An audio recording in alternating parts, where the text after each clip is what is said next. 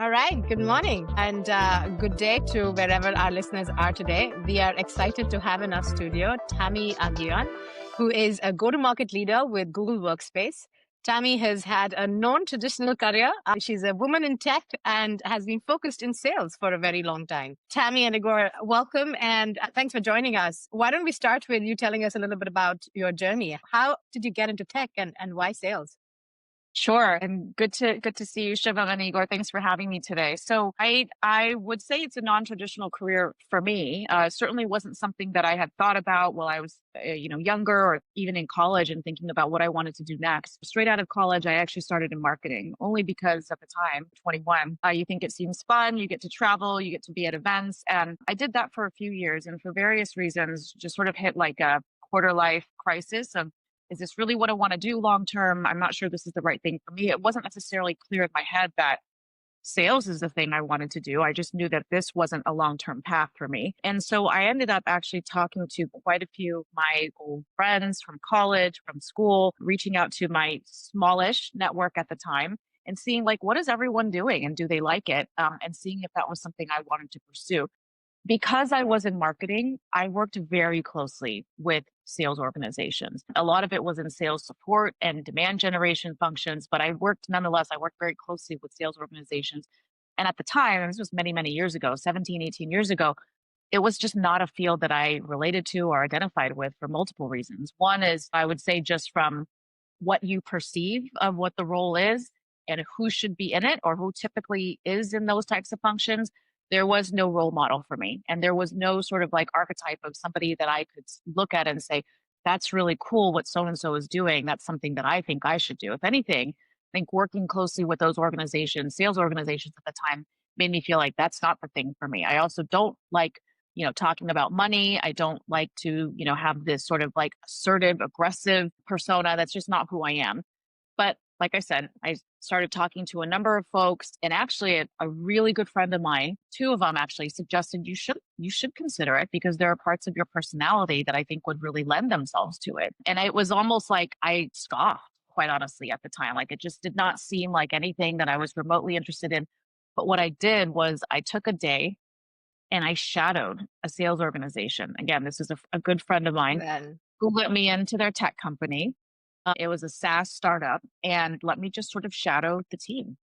And I was fortunate enough to come into this company for a day and it was predominantly female and they got us done. I mean, it was like a very fast paced, very sort of like just extremely professional environment that I could really engage with and dig in. And, I was there kind of like as a somewhat silent observer, but I had a million questions after that day. And so I decided, and this was also coinciding with life stage too, right? And at that time, life stage wise, I was still kind of like early in many of my professional pursuits. And I decided, this could be something that I could try. I could try it for a year, dip my toe in, see how it goes. Risk profile was fairly high and I had more tolerance at the time. So let's try this. And so I became an SDR, or for those that aren't familiar, sales development representative, or BDR, business development representative, which is an entry level sales role, right? You are picking up the phone, taking inbound calls from companies who are inquiring about yours, or you are making cold dials to others. And I sat in a startup, I was employee number 150 at a buffet table because there was not enough actual desks for us. And at the time, we didn't have any like sort of like fancy outreach or sales lock cadence programs. It was just Salesforce and Outlook and a desk phone. Those were my tools. And that just sort of kickstarted the whole journey. wow. That's quite impressive. Especially, I enjoyed hearing some of the topics that I was thinking about as we were talking about this podcast. Sales traditionally it's such a taboo for women to enter, right? It's just like, oh, you're too soft for this. And as we'll talk about it in depth, I think there's so much to learn. So letting a little secret out, I am a customer of Tammy's and I've seen her effectiveness in action. What a joy it was to see a woman on the other side leading with so much courage and charm and finding those win-win solutions that benefit organizations. So I truly think that women should take inspiration from you, Tammy, and actively consider sales as a career because there is just so much goodness that we bring to the table in that field. I remember you talking about it, right? Like we all are actually selling at some point. You want to talk a little bit about that? I thought that was a very interesting thought. Yeah, and that's exactly the right way to think about it, Shivam. I mean, regardless of whether or not you have sales or anything customer facing attached to your title or to your role or to your function, the reality is we're all in sales at some point or at some part of our day or at some part of our career. And what I mean by that is you could be preparing for your next interview, in which case you are selling yourself. You are in a situation where maybe you have an idea or an initiative that you're launching and you need to get cross-functional buy-in and consensus. You are selling that, right? And I know, again, it's sort of like a somewhat of a taboo where people don't like to think about it that way, but it really doesn't have to be a bad thing, right? The other way that I've always thought about it and I've always approached it is it is a way, said another way, it is a project management and solutioning role. Again, depends on if you could be in an interview, you could be in a situation where you might be raising funding, even if you're a founder, or like I said, launching a brand new initiative within your company. There are so many ways in which we're selling, and even in our personal lives as well, too, right? Like if you Very are true. trying to negotiate something with a banker, or if you are at the DMV and trying to just do something fairly bureaucratic and simple, like there is an element of persuasion that is happening all the time. Very true. Very true. Yeah, absolutely. And that element of persuasion is actually might be really important in many areas of our lives. And going back to your career development, what actually struck me, and I think what is really interesting, that you went through two big tech acquisitions in your careers. And I think it's quite remarkable to go through one, because not many people have a chance to do it, but you went through two, and one was in 2013. The company you were working for was acquired by Oracle, and another one in 2016, when Microsoft was very active in acquiring startups. It acquired the startup you were working for, and also it acquired LinkedIn in 2016. I think it's quite an interesting experience going through an acquisition by big tech. So can you tell us a little bit what was it like, and how did you adapt to that new culture going from startup to big tech? Yeah, definitely. Those were, I would say, very transformative periods of my career. And I like sort of think about my career in different eras. And during that era, to your point, Igor, I had joined two startups. One was Responses, that was the Oracle acquisition. And Responses had been through its own transformation. We had actually gone public first. And so, as far as I knew, we were going to be a public company. And so we were working towards profitability, getting operational processes more in line and more standardized. And then the acquisition came about 2 years after we were public. So it was highly unexpected. And then on the Xamarin side, slightly different bent. Xamarin was a very high flying startup. I mean, at the time that I was there, the growth that we were experiencing was insane. It was it was the whole triple, triple, double, double standard that you want to see in a lot of startups. And so there was a lot of days where it was like a fly by the seat of your pants sort of thing, not a lot of standardized processes.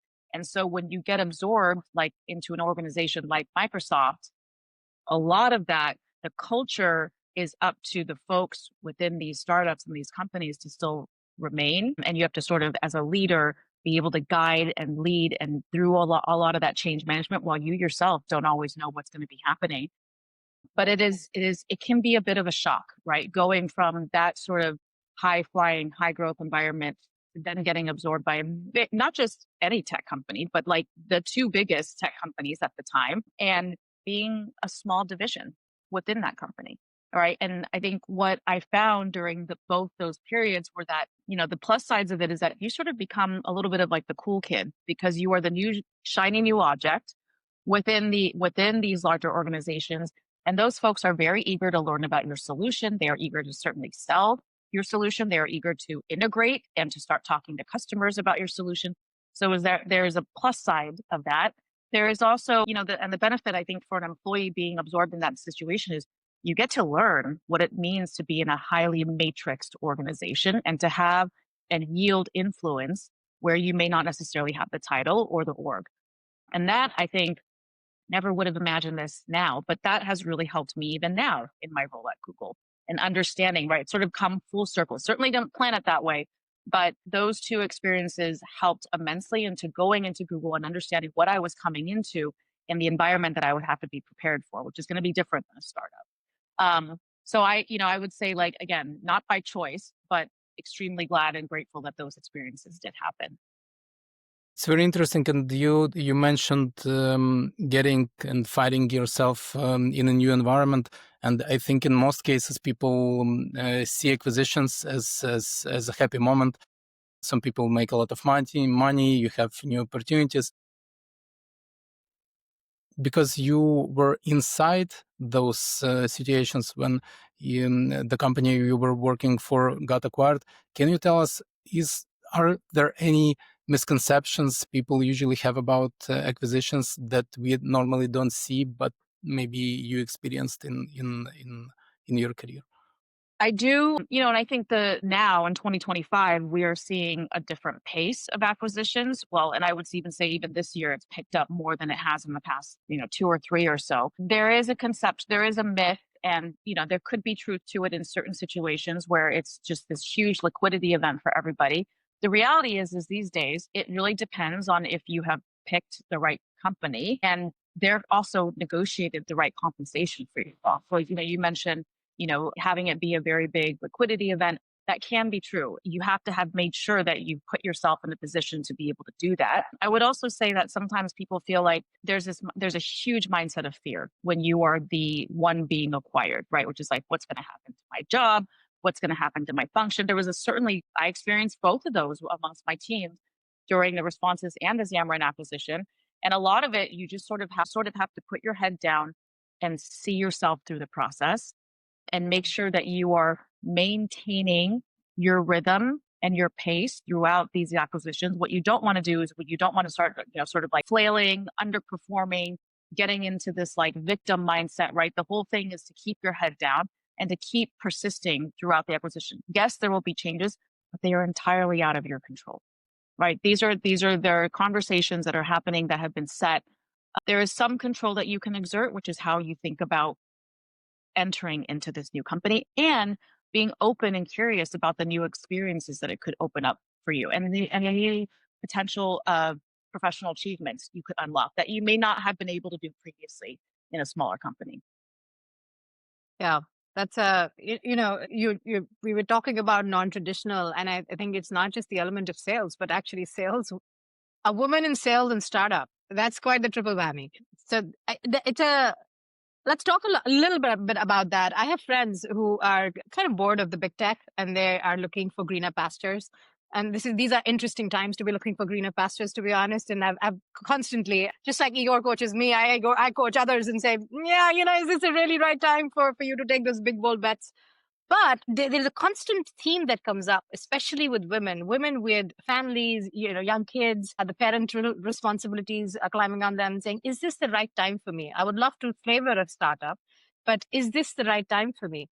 Talk to me a little bit about the right timing. I think you referred to the 3 phases of your career. I think a lot of people would like to hear more about what those phases were and what is that divine timing that we are talking about here, where where you can actually take the plunge. Talk to us a Yeah, little bit about that.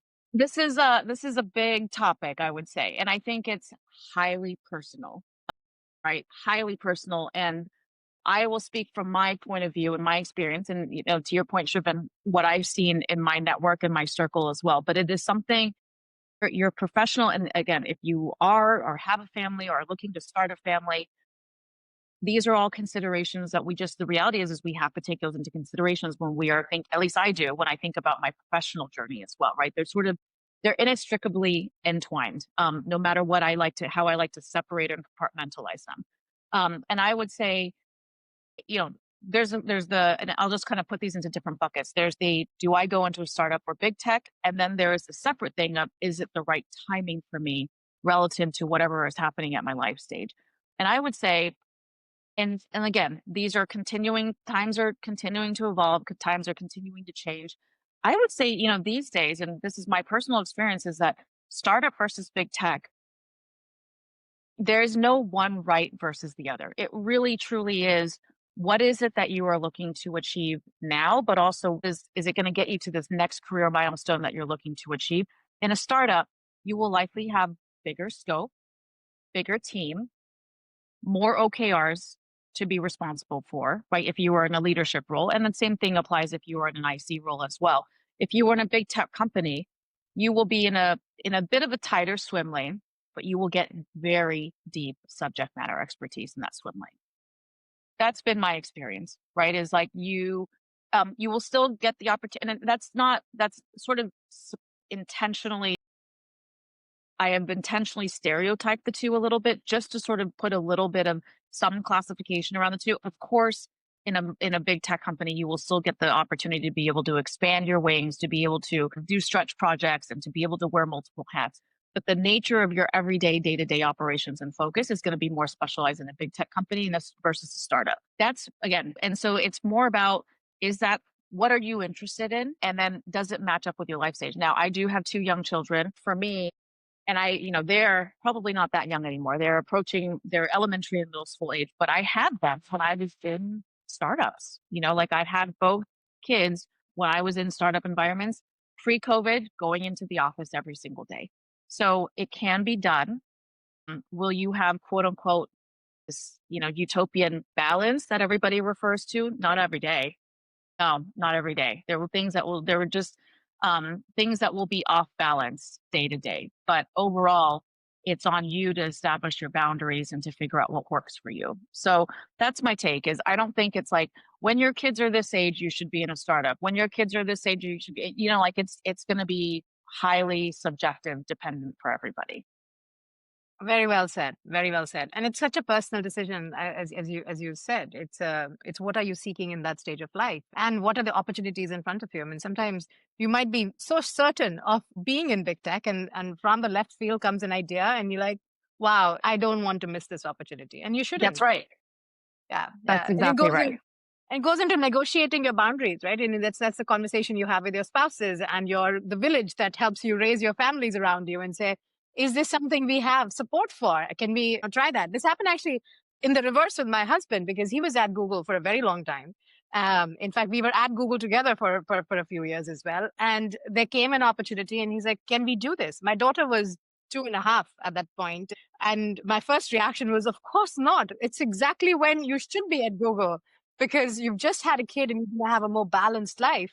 And we took a decision as a family that if he doesn't do it now, it might be late for him to actually know what else is out there and to keep himself fresh. It was the right decision for us as a family for him to explore. Okay, this is a great segue into another topic that I saw in your resume and your trajectory. Is you started to manage people pretty quickly as well, and transitioned from being an individual contributor to being a leader. How did that transition manifest for you? Was it a calling, or was it a necessity?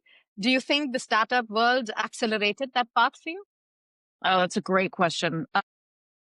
Lots to unpack there. So yes, I firmly believe now in hindsight that being at a startup at that time accelerated that transition. And that's where I think, sometimes you can experience leaps and bounds in your career progression being in a smaller company and getting access sooner. I would also say I had a tremendous mentor at the time, and that's a big part of my journey as well. And that's been a continued thread throughout my journey as well. But at the time, there was no sort of plan at the time to move into any sort of leadership role. In fact, I had just been an IC for 2 years. First as I mentioned, an SDR, and then second as an account executive or sales representative, an AE, and things were going great.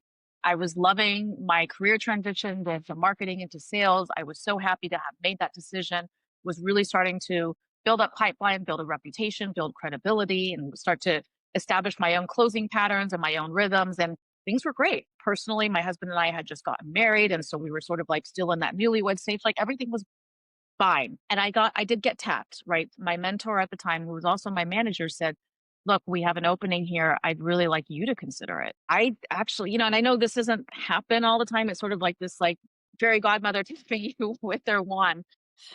But I actually had some doubts. I was I don't know if I want to do that. Like right now, I really enjoy controlling my own destiny, having my own sort of command over my day to day, I don't know if I want to do that. And that's, that's I think the power of somebody else who believes in you and sees something that you may not see. And also just sort of like giving you a little bit of a nudge. And then what I ended up doing is I sort of, as I do with most things, is I talk to folks, talk to other folks that I really respected who were already in a sales leadership role and had already made that transition to see, what their experience was like. And I decided, what, I'm going to interview for this, and let's see where let's see where this goes. I'm not going to be so attached to the outcome. But what I found was in that process of learning about a leadership role, talking to people, and actually preparing and going through the interview process, I wanted it. I wanted it. And I Wow. found myself actually going through it and saying, you know what?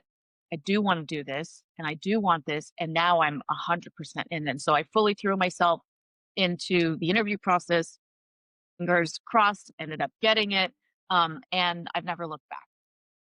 It's been one of the, I would just say, obviously, going into the sales career and function and then moving into leadership. And I've had leadership roles and levels throughout the startups and the companies that I've been at. It's been incredibly rewarding. This sounds really amazing. And it's really interesting that you mentioned a couple of different support systems that you had. And one of the things I heard was having a mentor. And I would like to dive into that subject and talk about it a little bit. So our audience is very diverse. Some of the people are more senior and are higher in their careers, and some of our audiences are just starting out. And to have a mentor might give you a really huge advantage in your career. From your experience, do you think there is a way for a transition of that relationship of being just a manager and employee into mentorship relationship? Is it something that you can do intentionally, or is it something that just has to happen? Yeah. Yeah. As I mentioned, mentorship, sponsorship, advocacy, that's been a big part of my career in different ways. And I do see it as sort of a spectrum, right? And I learned this from a CHRO that I previously worked with at DocuSign. The way she described it is a mentor it can, and I've always treated it as something both formal and informal. So I do have my own informal mentors, but I do have, even now at this point in my career, I mentor others, but even I have a mentor that I still connect with on a quarterly basis as well. And so the way I think about it is like a mentor is somebody that you can talk to, is a sounding board, can help guide, nudge you, give you ideas that you haven't thought about, can help you with something that you might be working through, or learning about in your present role, and encourage you to think about future roles. A sponsor or an advocate is somebody that can actually speak up on your behalf. And a sponsor or an advocate is somebody that is within your company, is more senior than you, and has enough influence to be able to speak on your behalf. That is an earned relationship, because if that person is going to be speaking on your behalf, nominating you potentially for stretch roles or for stretch projects, they're putting their own credibility on the line by doing that. And so in my eyes, a mentor is somebody that you can have a formal relationship with. You could ask, like, people will come ask me, Tammy, I'd like you to be my mentor. Would you be open to that? This is how it would work. And I've done that with my mentor. I would say on the sponsor side, that is very much an earned spot. You could ask for it, but you shouldn't expect that it will necessarily be reciprocated. And so those are much harder to find, a sponsor and an advocate. And a lot of that speaks to the work that you do, how you show up, and also your ability to be able to ask and advocate for yourself to somebody more senior. Hmm. Thank you for sharing it, and I love that you also mentor people, but you were mentored by your colleagues in the past. So one question I wanted to ask you regarding this topic is about relationships with mentorships and with mentors and with sponsors. So sometimes it feels like people take those relationships for granted and don't value it enough. And sometimes it's like a credit of trust that mentor gives you, but it's also relatively easy to exhaust that credit and to basically destroy the relationship. What, in your opinion, are the most common mistakes people make in relationships with mentors or sponsors? Yeah, such a great way to frame that, Igor. So I would say the best mentor-mentee relationships that I've had, the person asking for it will come to me and say, this is what I particularly am interested in and where I think you could help me, right? They know or have some idea or some perception of what I've done and what my career has been. And there's something in there that is either intriguing or something that they want to pursue. So here's how to look. It's not going to be like a forever thing. It'll be, can we meet monthly for the next 4 months? This is my focus area for the next 4 to 6 months. And so would you be open to it? So there's a established rhythm. There is an agenda or outcome of what they're trying to achieve with me. And then each time we meet, they bring me agenda items, right? There's like a bulleted list of things they want to talk through during that specific session. So treat it like you would any other valuable one-on-one that you might have with a team member. Come prepared, come with ideas, and have bulletized agenda items that you want to discuss. And the other thing I'll say is I value those mentee relationships because just as much as they feel like, oh, Tammy, I want to learn about this, or I get a lot of value about having those conversations as well, right? I get to understand what is it that people are struggling with, and I get to sort of put my own self into somebody else's shoes and like, well, maybe I haven't approached exactly that, but let's talk through how I might approach that. And so it's almost like this, like I said, this fun problem solving thing that I get to be exposed to as well. And we all know it feels good to be able to help and support people, especially, as I shared earlier, what my own journey was and how this was not nearly on my radar. I want to see more folks getting into this function, being successful in it, and also start to progress their careers. A few weeks ago, we had an all team where, the whole organization comes together, talks about the pertinent topics. What is our portfolio looking like? And so each leader goes up, talks about their portfolio. And, it's an audience of 120 odd people. What I was observing after that event was over is how different is the concept of mentoring and coaching for the new generation, right? The generation after us in some respects, but they're so aware. They're so self-aware. They are so articulate in asking specifically for what they want or appreciating a specific skill. I remember when I was their age, if there was an all team like this and a leader went up and talked about something which was great, I would just go back in my trenches. I wouldn't have the courage to go up and say, you were amazing. When I heard that, one of the junior talents came up and was sharing, she's like, I could feel every emotion that you were showing up there. Kudos to the next generation. I think they are really clear about what are they seeking, and it was very specific. And she's like, the messaging that you communicated was very clear, and I would like to learn that. I'd like to learn that better. I was like, wow, that's amazing. You're not giving me a blanket statement of Right. I want to be your mentee. I'm saying I want to learn from your communication skills. It's a great example. I'm with you, Shivam. Same thing, as I would just sort of like retreat back into my cubicle after big events like that and just sort of digest it on my own instead of being vocal about it. Yeah, kudos to them. Kudos to them. I have to mention this thing about coaches because there's a quote that I use a lot. I think it will resonate with people. It's a plugin for a book that was written by a bunch of Googlers, actually, Tammy. Bill Underwood, who used to coach Eric Schmidt and the Google founders. He said, a coach is someone who tells you what you don't want to hear, who has you see what you don't want to see, so you can be who you have always known you could be. I love that. It was so profound. It was so profound. My relationship with my coaches changed that day. I was like, if they're just telling me all the good things I'm doing, then they're not my coaches. Yeah. Yeah, right. You don't want pats on the back. We all need to know the cold hard truth sometimes. Yeah. All right, let's talk about another cold hard truth about sales and women. We'll do some myth busting here. That's usually my favorite part of the episode, where we talk about some provocative things. So the reality is that you don't see many women on the other side of the table when you're on the negotiation floors. And it's just become the state of the union for that, for that matter. Where do you see this society in terms of how it accepts that? I love it. I will just start by saying that. I think I was sharing with a few of you that in my role, I deal with a lot of procurement for software products for NVIDIA. And as part of that, I'm seeing an increasing number of women on the other side of the table. And I enjoy that. I welcome that because the vibe is just completely different. But Tammy, you're living it, breathing that world. Tell us more.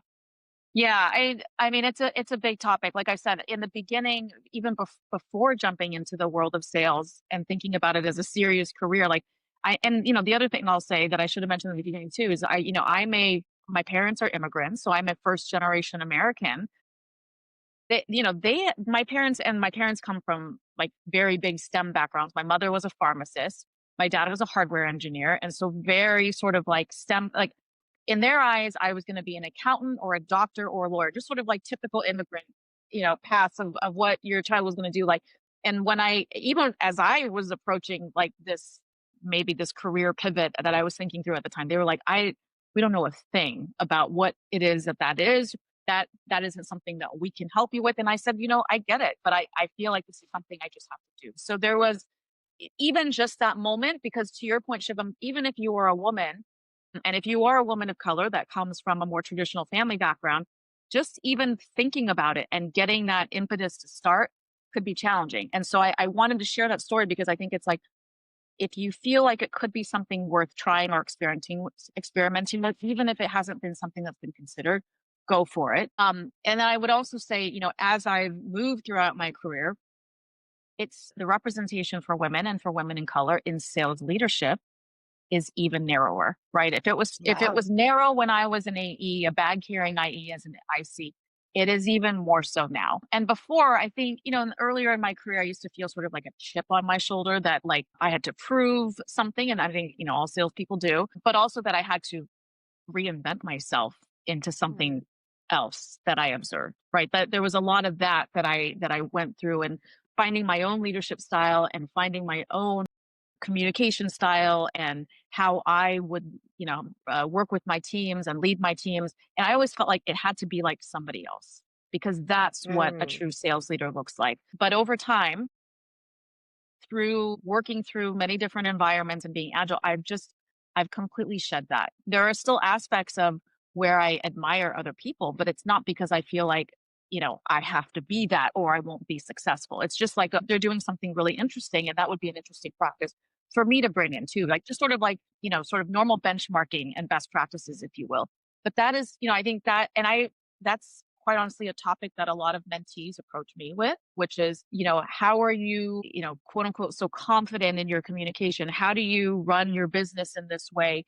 I feel like I have to really overly adapt and be inauthentic like other members on my team who are predominantly male dominated industries or functions. And so that's been a really big learning for me as I've gone through my own journey and my own path too, is finding my own voice and just knowing that I can be that. And it's worked. I will also say that you sort of have to, at some point, this is what it is. There's no point in trying to sort of like call anything out or feel less than. It is what it is. And the reality is my professional network is predominantly men.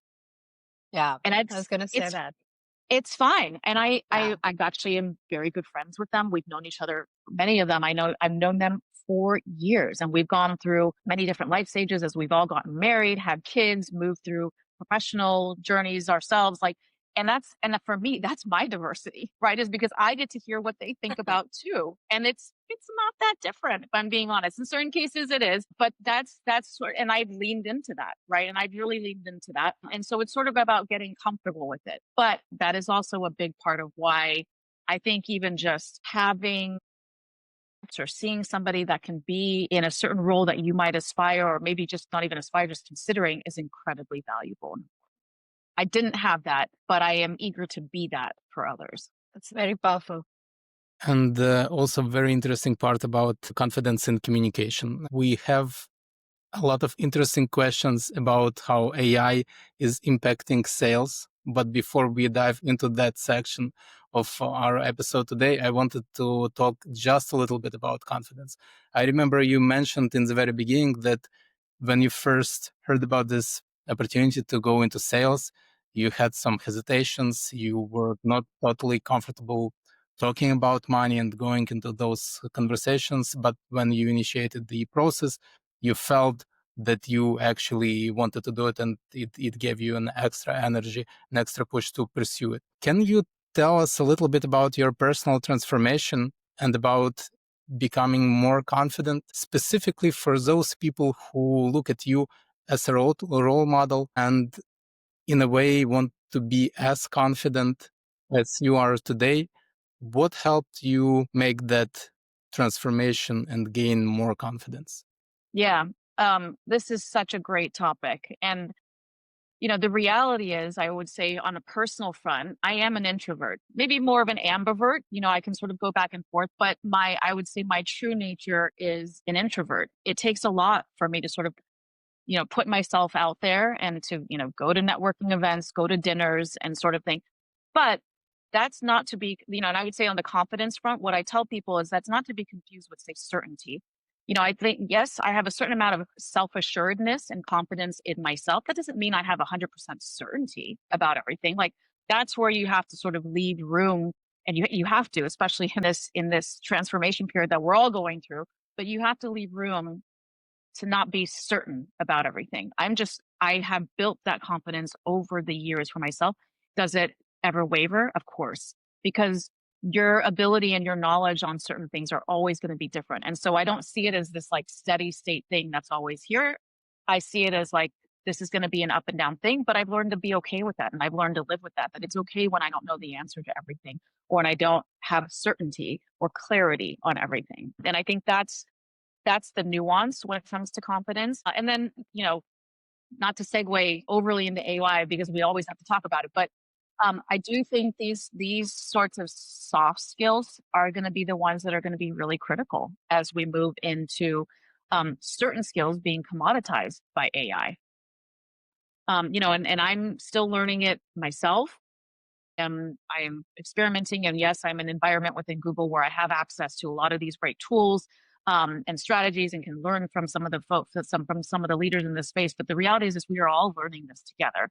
And so, but I do think that elements like critical thinking, reasoning, communications, ability to persuade, those are all things that we can hold innately and work on, even in the age of AI. What a beautiful thought. And yes, so things that are possible to be done by humans are becoming more valuable when things that can be commoditized are being replaced by AI. And it's a great chance to segue into the AI conversation. So we have very interesting statistical data. Over 30% of sales related tasks are now today automated by AI. One. Second is that 43% of salespeople use AI daily today in 2025.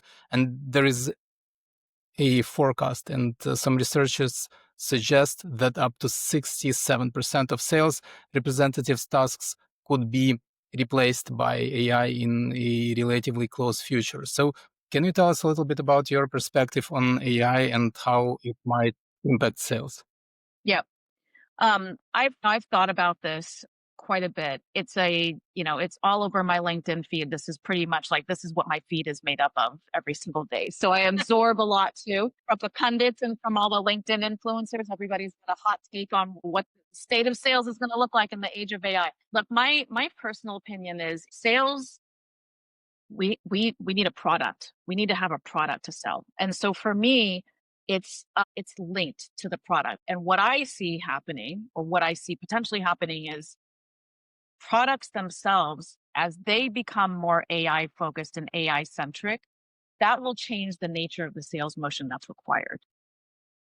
There will be products that basically can be more self-serve and self-onboarded by customers. That's what I see.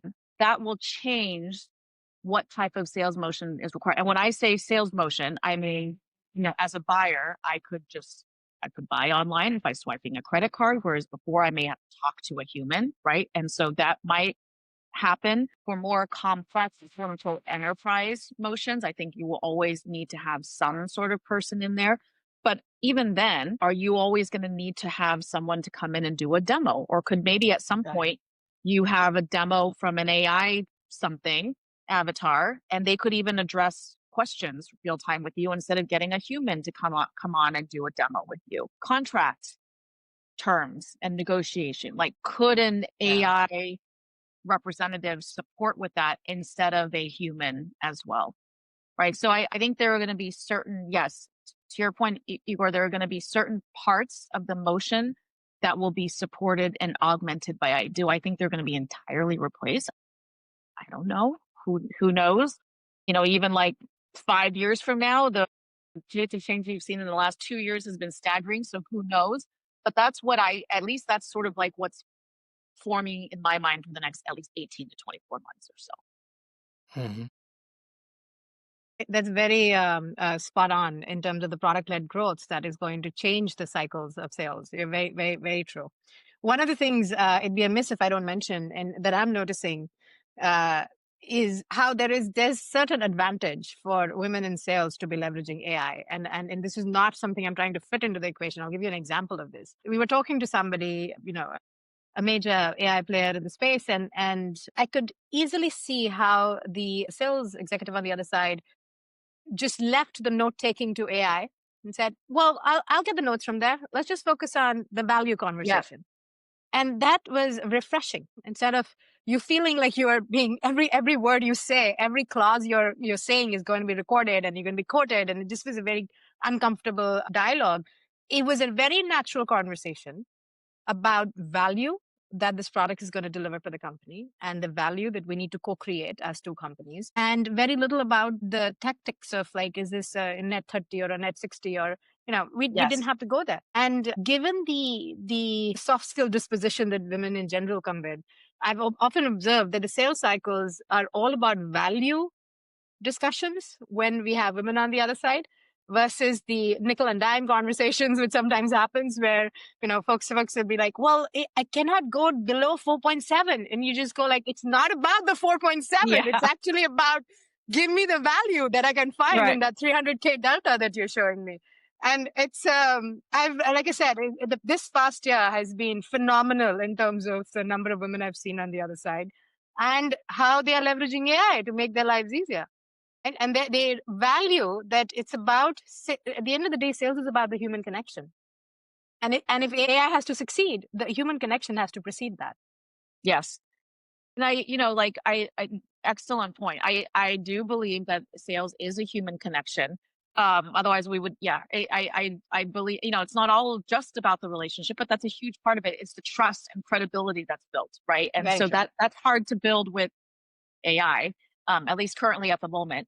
I would also say that in that example that you gave, Shivam, is perfect. That even for me has taken just a lot of energy off of, is this person capturing all the notes? Am I capturing all the notes correctly? Am I interpreting this right? Like I can just sort of liberate myself from that, and I can truly focus. I can truly focus on active listening. Very true. Very true. Well, unfortunately, we're coming to a close here on this amazing conversation. We talked about such a diversity of topics, which is always fun because we think of tech to be this very software engineering, cold, hard facts conversation. But here we are talking about literally everything under the sun that goes into not just building products, but taking them to market and then getting them into the hands of the users. Tammy, this is a very volatile world we're living in. As we speak, I'm sure there is a new update on New York Times on what's happening in different parts of the world. As you're in an industry which is so impacted by this, right, in so many ways, how do you keep your sanity? And what are some tips and tricks that you can share with our users and our listeners about how to keep your sanity, and what do you anchor in when the world around you is teetering on the edges? Yeah, this is kind of a big part of who I am, Shivam, because of the nature of what I do. And, I measure my life because of the nature of what I do in quarters. That's kind of where we are these days. And yes, and, the added impact of what's, the state of the world now. I would say there was sort of like three major, moments in my own personal life, that have really helped me figure out what routines and sanity checks I need. I would say one is being a mother and the transition into being a mother. The second is COVID, when the world got locked down. And through those two significant life events, I actually sort of like created and established a lot of routines for myself. And these did not come overnight, but at this point, I have a pretty established rhythm of how I run my day. And those also help me then run my business. And so from like my own personal, again, these are like highly personal things that people need to establish for themselves, and not everything is for everybody. But I do have a very early morning wake up call that I set up for myself. It can be anywhere between 5 to 5:30, 5:45. I'm sleeping in.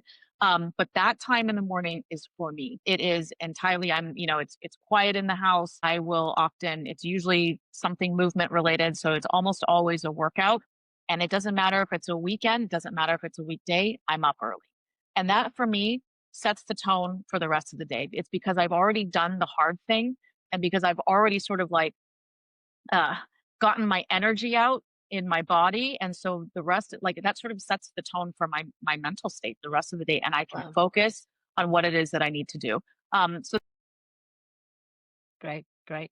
Yes, the 5 a.m. club, as they say. All right. So, any podcasts or books that you recommend for our listeners? I'm very boring when it comes to books. I like reading nonfiction. I know I need to read more fiction, but I don't necessarily read business books. I like reading a lot of sort of like, the obstacle is the way is my favorite book. I like reading sort of like mindset.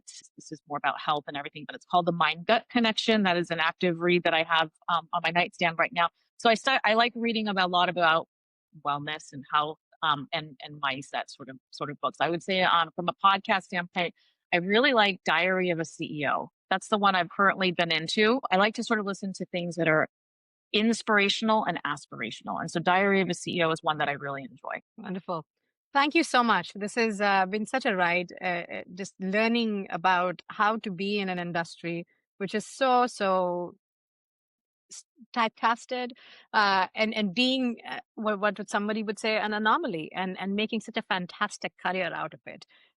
Congratulations on your journey so far, Tammy. I'm pretty sure you have a long runway ahead of you. We'll be hearing a lot more about all the cool things you do and all the myths that you bust as this industry takes shape. And good luck to you as the AI revolution takes on and reforms how sales is done in tech or beyond. Yeah. It was a Thank you so pleasure. much. Thank you, Shivam. Thank you, Igor.